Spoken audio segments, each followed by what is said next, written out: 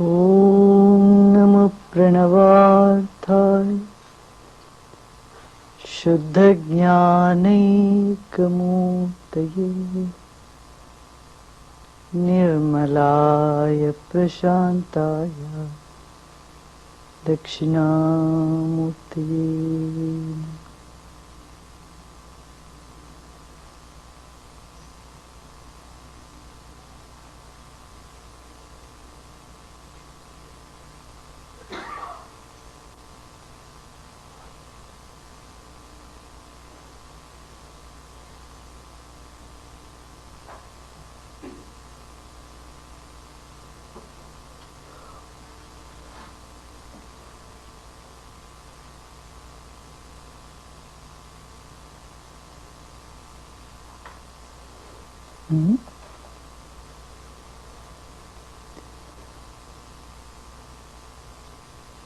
And what would you like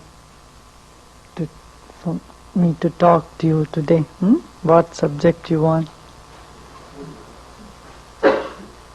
It's your choice. Now we are playing a role. I am playing the role of speaker and you are going to listen to me. So it would be wonderful if what the listener wants to listen.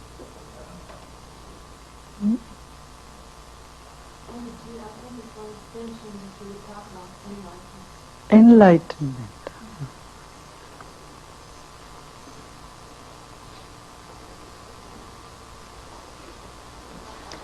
Enlightenment is like a joke.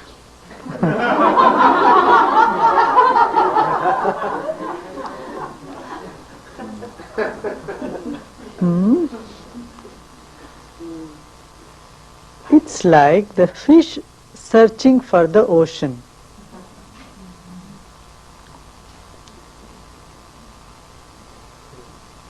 Fish is in the ocean. It so happened once upon a time there was a congregation of fishes. All fish got together and they all discussed together and said, now let us see who has seen the ocean. Nobody said, I have seen the ocean. And then one of them said, I think my great-grandfather has seen the ocean. And then someone else agreed to it, seconded that opinion. Yes, I also heard about that. And the third person in a little later, they said, yes, certainly, that his great-grandfather has seen the ocean. So they built a big, nice temple and made the statue of the great-grandfather of that particular fish. Said they had seen the ocean, they had been connected with the ocean.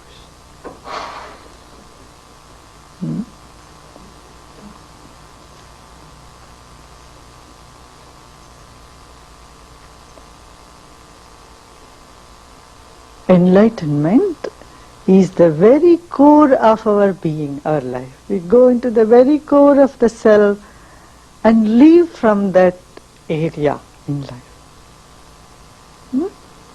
We are all gifted with that innocence. We came to the world with innocence. But then gradually we lost that innocence.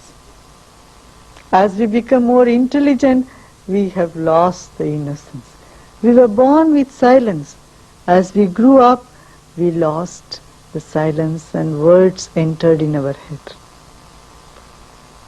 We were born with the heart, we lived in our heart, and we moved to our head as time went by. Now the reversal of this journey is enlightenment, is journey from head back to the heart, from words back to the silence, and getting back to our innocent nature in spite of our intelligence. See? Maintaining the intelligence at the same time maintaining the innocence. Maintaining the words at the same time not losing the silence. That is great achievement. Though it is very simple. So the purpose of knowledge is ignorance.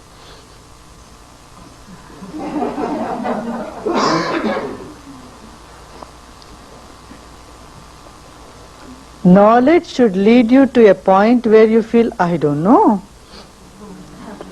If knowledge leads you to a point, oh, I know all about, then it has not completed its journey. It has led you somewhere half in the motorway. The car broke down.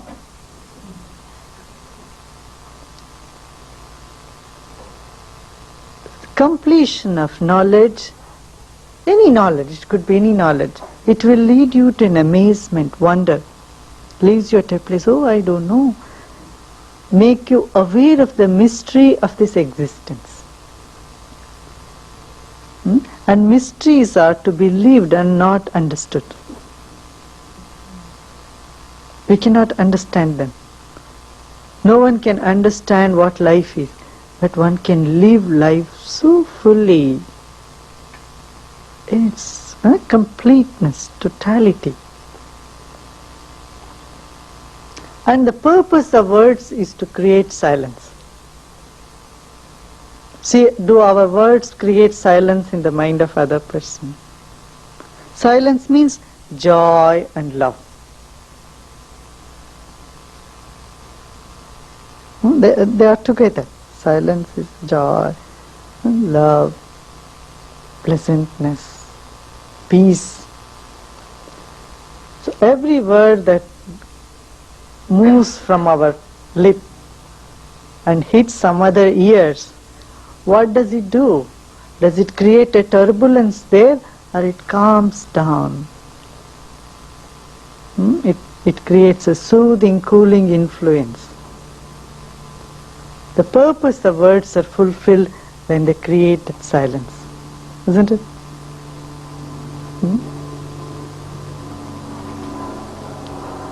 So enlightenment is that state when the natural state of ours becomes so concrete, so mature and unshakable at any circumstances. Come what may, but nothing could rob the smile from your face, from your heart.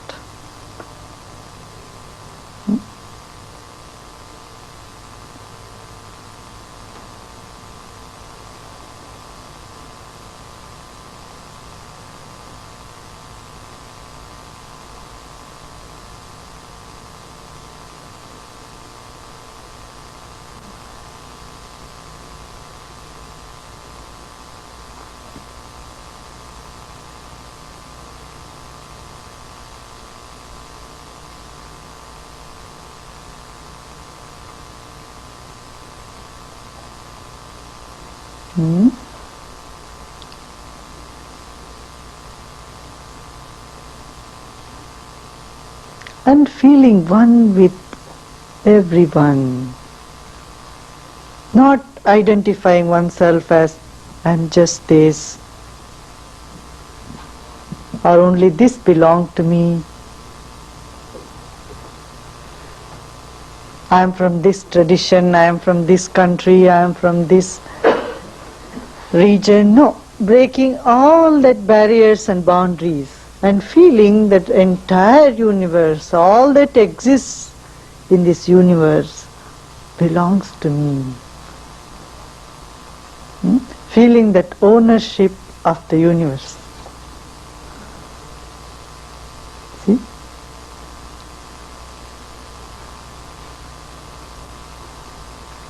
Now, what is unenlightenment is easy to define. What is unenlightenment?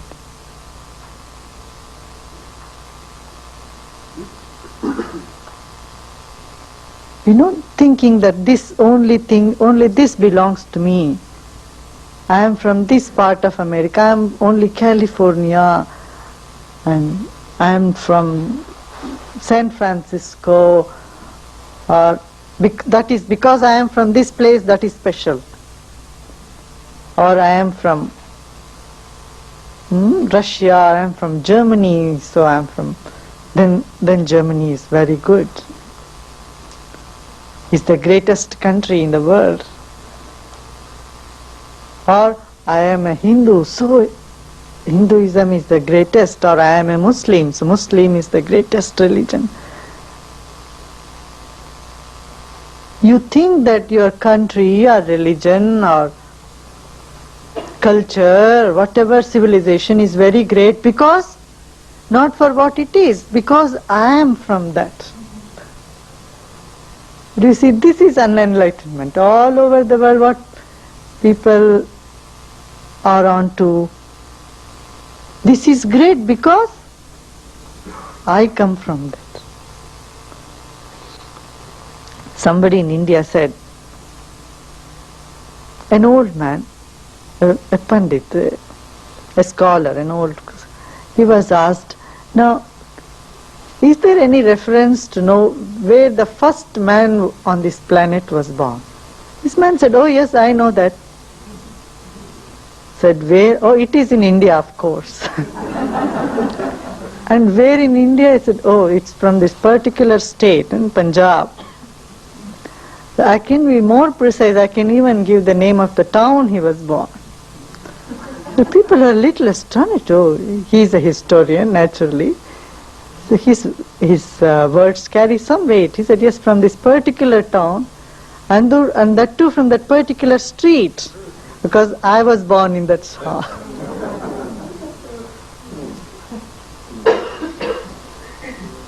So we attribute glory to something just because we are from that.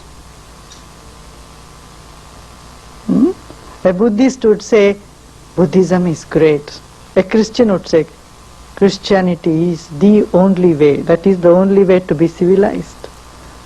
Muslim would say, this is the last word of God. God was so kind to give this before people were ignorant.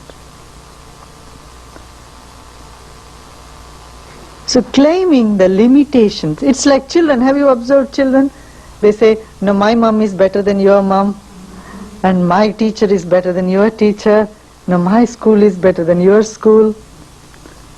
You know, all our cultures and civilizations around the globe are stuck in this age group of children. Their mental age is stuck.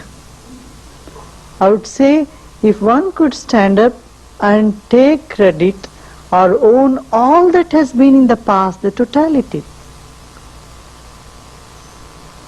that is maturity. One would say, all that is there in this world till now, whether it was born in China or Japan or Russia or in India or America, anywhere in the world, anything that has been there, all belongs to me. This is my wealth, because I belong to that divine. He, according to time and space, gave different knowledges in different places. The ownership, becoming the owner of the universe, and seeing, see, all these beautiful flowers, it's all from my own garden. Having that belongingness. You know, when you are a very small child, you had a lot of this belongingness. Have you observed? If you put about 50 kids in one room, and even if one kid starts crying, then all other kids will follow. For no reason. There is a sense of belongingness, unity, oneness. But as we became intelligent, as we grew up, we seem to have somewhere on the way lost our innocence and have become more crooked. An intelligent person becomes crooked. An ignorant person doesn't become crooked, he is innocent. But that innocence of ignorant has no value. And the crookedness of an intelligent person has no value. So enlightenment is this rare combination of innocence and intelligence. One is intelligent, at the same time innocent. One has words to express, at the same time one is very silent. So silent that nothing could shake that silence from within. No?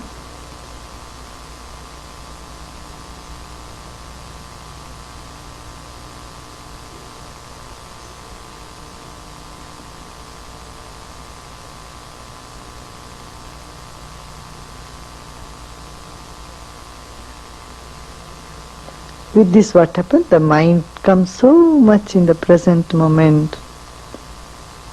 It stays in the present moment so much. And then everything is revealed to you. All is revealed. Whatever is necessary is revealed. In such a natural, spontaneous way. Not with any big effort. You just sit and then the song flows through you.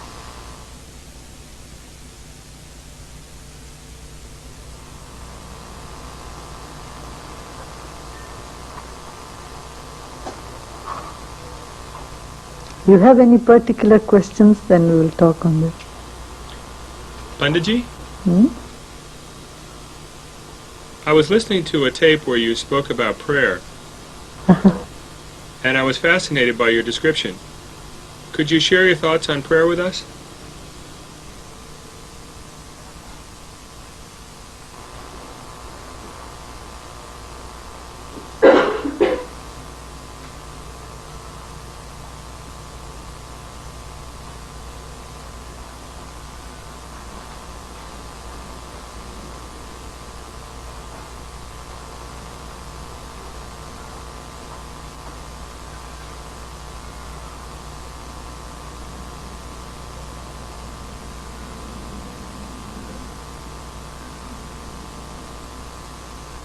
That is it.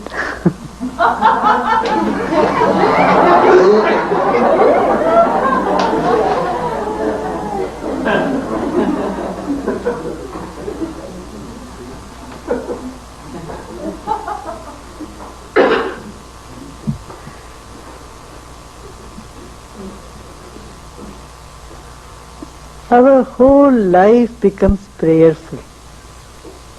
Whatever you do, you look at a tree, listen to a bird, watch the waves in the ocean, you are overwhelmed with gratitude,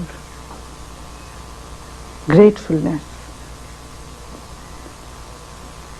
This gratefulness in you leads to a fuller state, makes you so full that what to ask from this divine which is already doing everything. We don't need to give him some recommendation about somebody else. He is not asleep. And he is not less intelligent. We don't have to tell him, God, you please heal this man or that man. I mean, that is one kind, that's okay. But the real supreme kind of prayer is just being in that gratefulness. Being grateful for this very life. And words, we can't pray with words really. Words dissolve, disappear. What word you can say? Huh? Can you say thank? Can you thank? Not possible.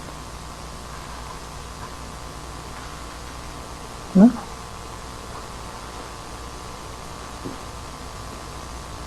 So prayer arises in you when you feel helplessness. When you become aware of your insignificance. What is your life after all? Not even a drop in the ocean. Huh? Millions of years have passed, and millions of years will follow. And our lifespan is what? 40, 50, 60 years, 100 years. Another 100 years, 150 years by miracle you live. So what? It's nothing, it's drop in this vast, infinite ocean of existence. No? See, everything is so orderly.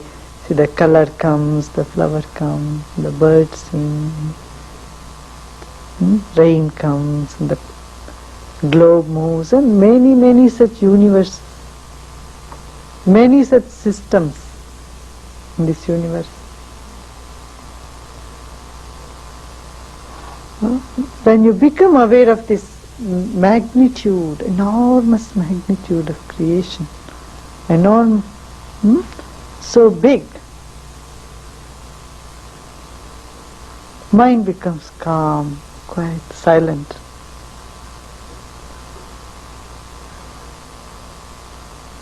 And when you become aware of all that has been given to you, all this grace, all this gift, you are overwhelmed by gratefulness. So when these two things simultaneously happens, when you feel helpless and when you feel your insignificance in this creation and feel grateful, prayerfulness simply happens. No?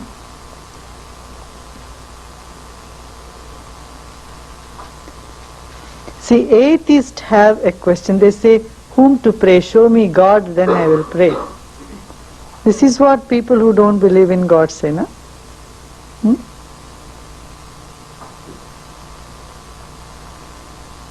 And believers say, I have believed in God, but now show me where is God. Both say the same thing, a little different direction.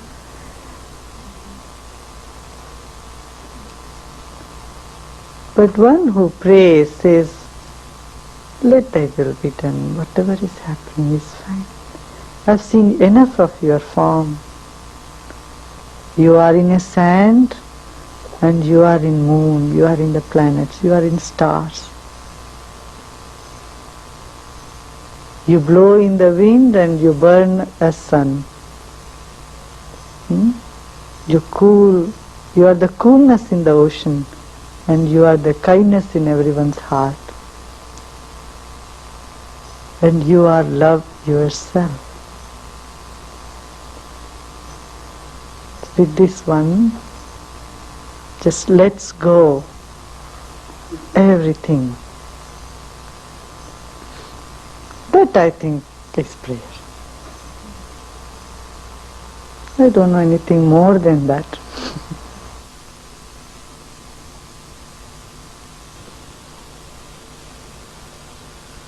Panditji, it's really easy to have a strong spiritual experience in an environment like this, but when I go to work and I go downtown, I feel like I lose that experience.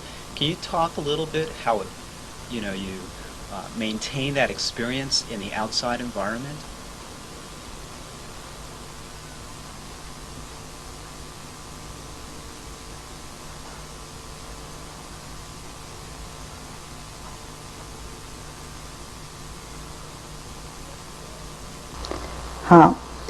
First of all, remove this concept in the mind that they are against each other. We think this is world and this is spirituality. No. They could be together. And they are together. It just needs an ear. See, someone was telling just this morning, he said, I used to be very much bothered about the traffic, a truck or any noise of the truck. But this morning we had a meditation session and one of the gentlemen, he said, today I listened to it. It was like music. It's my willingness to accept something as it is. And act however you should act at that point to that situation. That is spiritual. Present is inevitable. You see, you work and then whether in your work situation or some places you may have to get angry, you get angry. Don't think it is anti-spiritual. You are getting angry consciously is fine. But when you resist, you become anger. Do you see that? You lose in the process of being angry. So, like that, every situation, bring them together and see that they are all complementary. Now what happens in the beginning stages for a practitioner who is in the spiritual path? One does meditation, feels peaceful and good, and then one gets disturbed due to some reason, maybe had an argument with somebody.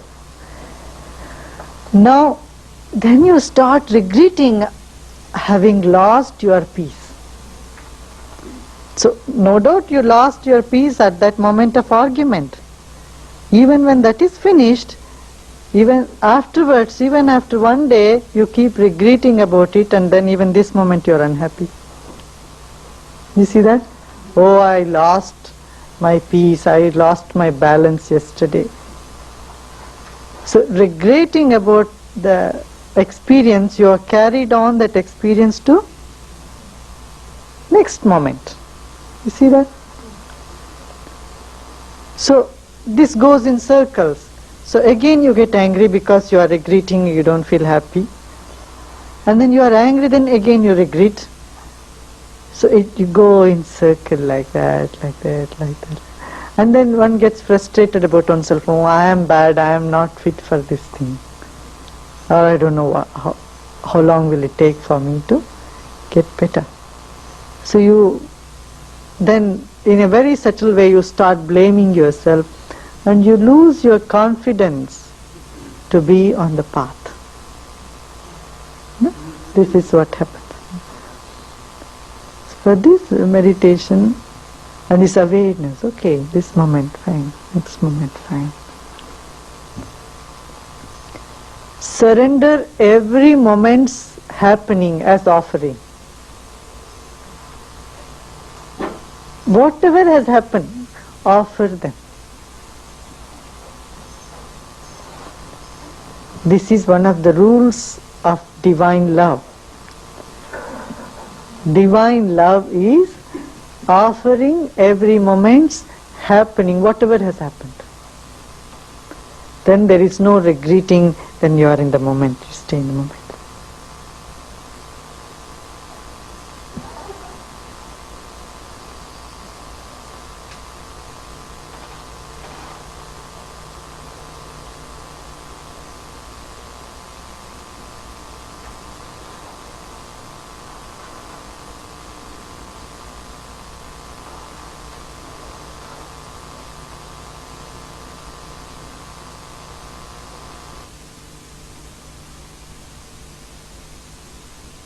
What's the important thing in educating children?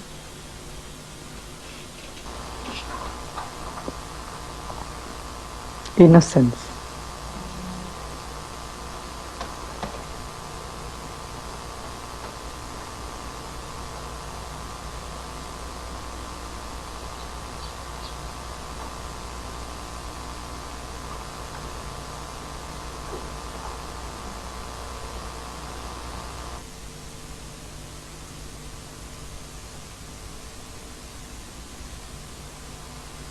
When did people start listening to you? Oh, this you must ask them. I can tell you when I started speaking.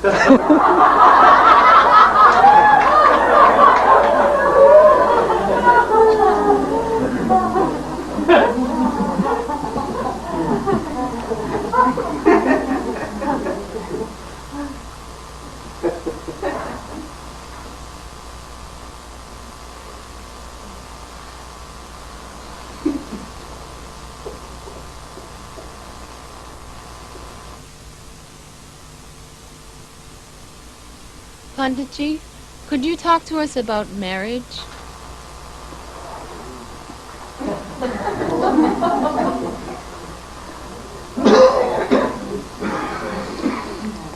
What do you want to know about marriage?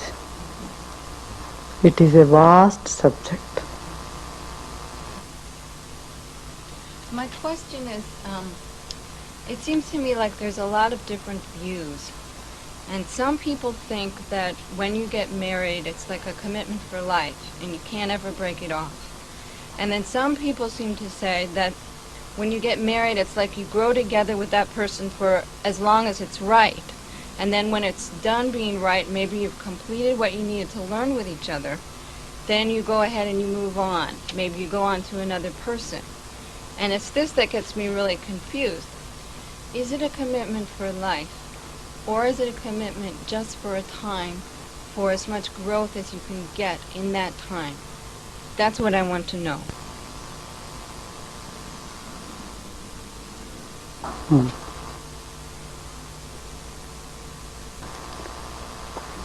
See, if you have observed in your life,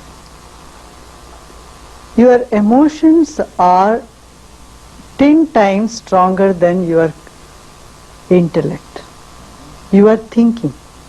You may decide, okay, I will not do this, I will commit, but then when the time comes, your emotions are so powerful, they come like a tornado and just washes away all that you had thought about in the past. So marriage is not something you decide up here. It's not a job of your upper chamber.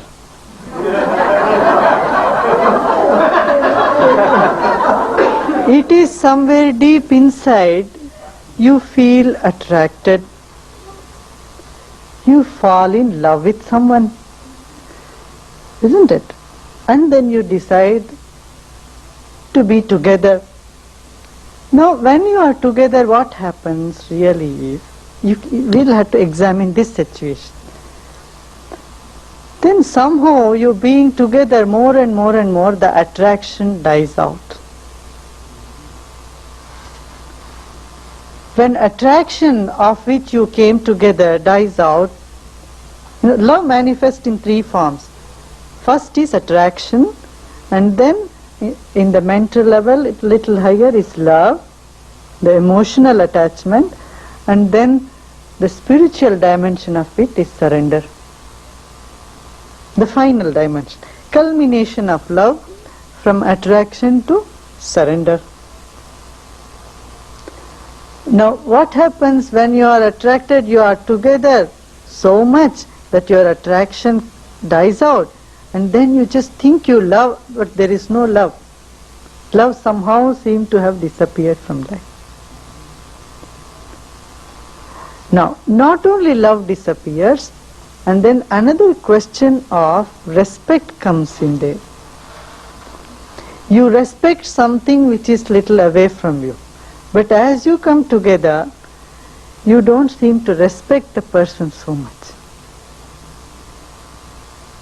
Love brings intimacy, but in the intimacy, respect is lost.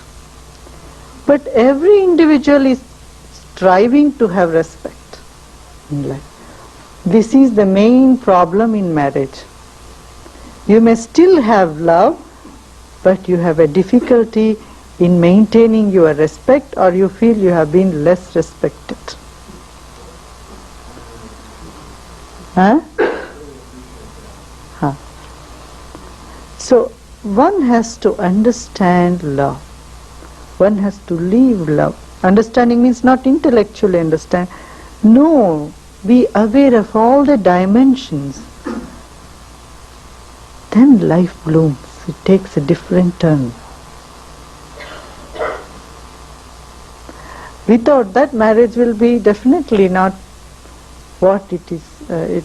It promises, or you think it would do to you, to take off the loneliness and make you more fuller and more supportive and more whatever, enriching. That won't be there. Panditji? Yes? I wanted to ask you a question about surrender. You seem to talk a lot about the topic of surrender, and yet I know it's a difficult topic for a lot of people in the West, for a lot of Americans, to talk about. Now, in my meditation, I'm very active. I work a lot with my imagination. There's a lot of imagery, and it's a very powerful, very rich process. And in some ways it seems like it's the opposite of surrender.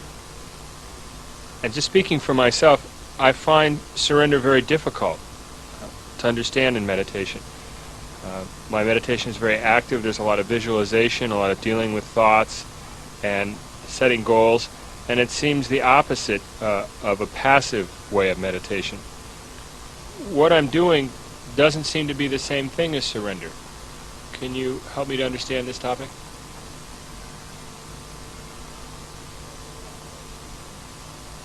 I tell you another story.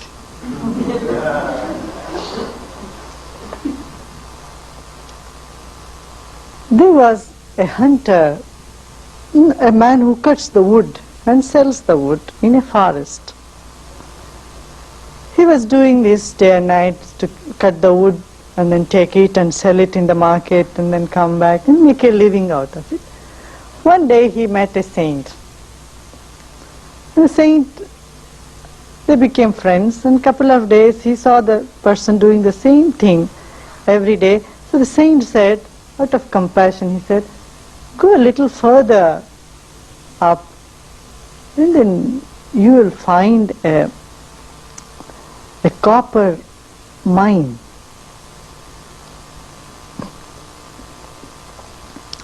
So the woodcutter thought, oh, well, the saint says, okay, let me do. Reluctantly he went. He never would even imagine that he could own a copper mine and become a little more richer.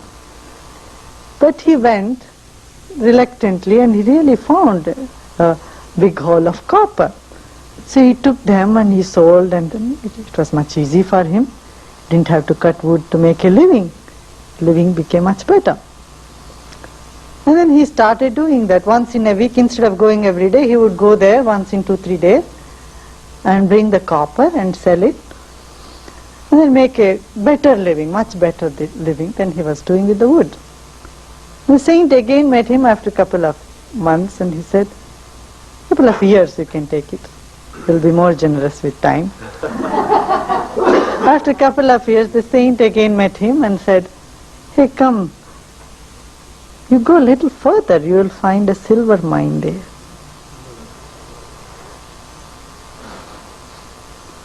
Now this time, he was not so reluctant as before.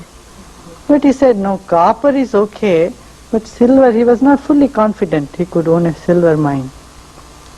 He said, all right, but he has said in the past, he has said, I got the copper mine, maybe this may also be true.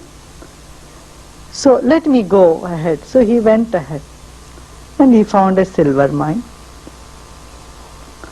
Then he became much richer and very well to do. Couple of years passed. The saint again met him and said, hey, why did you stop there? You should go a little further. You'll find a gold mine. No, he went further, he found a gold mine. And then he became very, very rich man. And then he thought that is the end of it. Oh, I have made a very good life of mine. But the saint came and he said, no, why did you stop there? Go a little further. He said, what, is there anything better than gold? He said, yes, there is a diamond mine.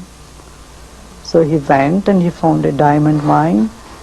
Then again, what happened after 2 years? You know the story. Huh?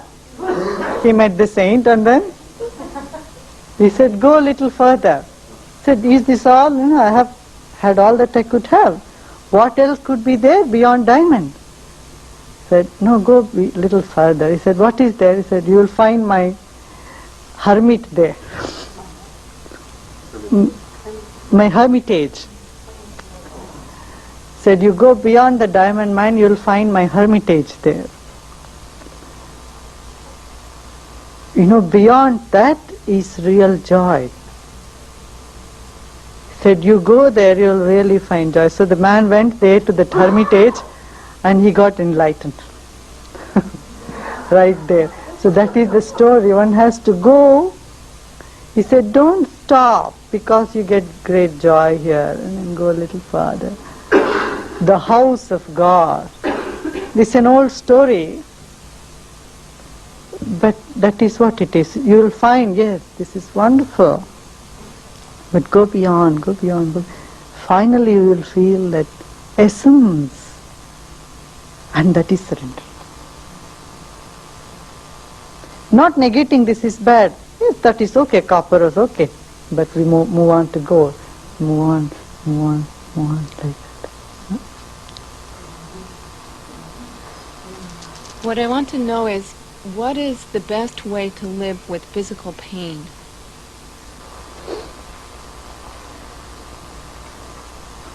Accepting the pain. Don't try to be peaceful. When you have physical pain, you want to be peaceful, that creates more disturbance. Pain is there, okay, let it be, let it pain. Be with the pain. Cry, yell, laugh, whatever you want to do it for the time and see it release, you are relieved. When children feel pain, they cry. The crying relieves their pain.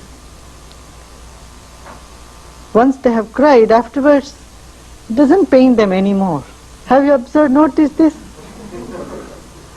They fall down and make a scratch or get hurt, and then they cry maybe for 10, 15, 20 minutes. Wound has not yet disappeared, it is still there, the pain will be there. But the crying has reduced it.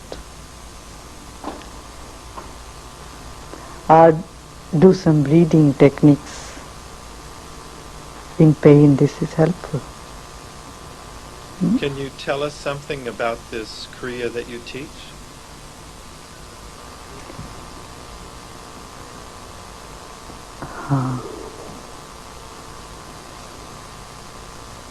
See, there is a rhythm in creation, yes? And there is a rhythm in the body. You feel hungry at certain time, and you feel sleepy, and you feel, you go to nature calls. There is a rhythm in the body. There is a rhythm in the breath. There is a rhythm in your thought patterns. If you observe your thoughts, sometimes you feel frustrated, you are angry at this thing, or you are frustrated, or you are happy, or you are unhappy. So also with your emotions, there is a set rhythm. And there is an innermost rhythm of the being, the silence in you. In Kriya, what happens? A harmony is brought between all these rhythms, from the outermost to the innermost. So when all these 6 rhythms are not in harmony, you are disturbed, you feel miserable. When harmony is brought between all the rhythms, by techniques, by going deep with the breath and the meditation, then there is bliss, there is joy, and feel more alive from every cell of your body.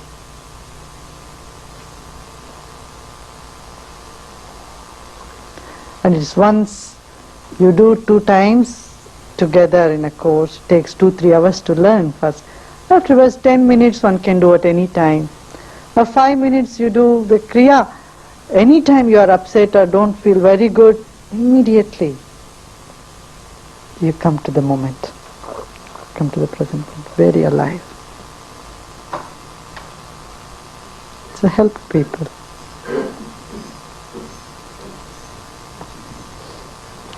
Good. Huh?